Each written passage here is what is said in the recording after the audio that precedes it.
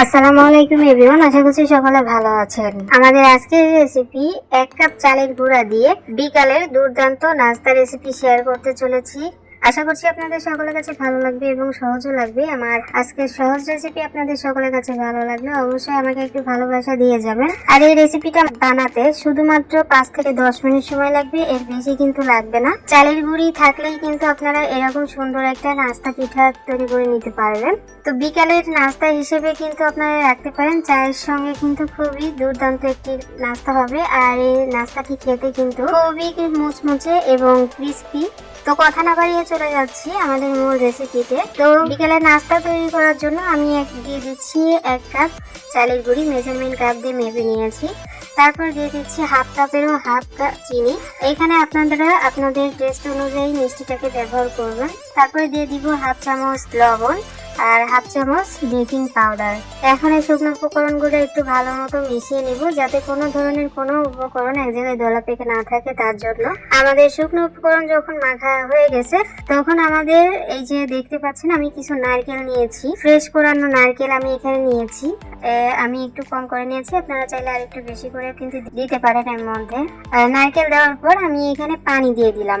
তো দেখতে পাচ্ছেন আমি হাফ কাপ পানি নিয়েছি, আর পানিটা একদম সামান্য পরিমাণে হাতে নিয়ে তারপরে আমি এখানে একটা ডো তৈরি করে নিব। তো দেখতে পাচ্ছেন আমি কতটুক করে পানি নিচ্ছি। আর এই ডোটাকে একটু হাত দিয়ে ভালো করে চেপে তারপরে আপনাদেরকে এই কাজটা করে নিতে হবে।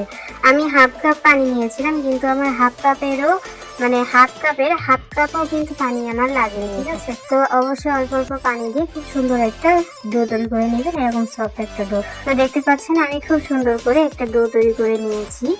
আর আমি এই পর্যায়ে আমি হাতটাকে ধুয়ে তারপরে আমি কড়াইটাকে চুলায় বসিয়ে দিয়েছি। আর আপনারা এই মিশ্রণটাকে কিন্তু খুব বেশি দেরি করবেন না, একদম সঙ্গে সঙ্গে ভেজে নেওয়ার চেষ্টা করবেন। তো কড়াইয়ের মধ্যে আমি পরিমাণ মতো তেল গরম করে নিয়েছি, আর তেলটা কিন্তু খুব বেশি একটা গরম হয়নি, আপনারা দেখতে পাচ্ছেন। এখন আমি এই নাস্তাগুলো দিয়ে দিচ্ছি তেলের মধ্যে, এক এক করে দিয়ে দিচ্ছি। দিয়ে তারপরে আমি এই যে নেড়ে চেড়ে নিব।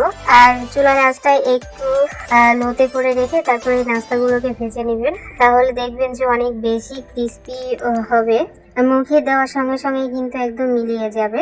তো দেখতে পাচ্ছেন নাস্তাগুলো কিন্তু বেশ ফুলেছে বেকিং পাউডার দেওয়ার জন্য।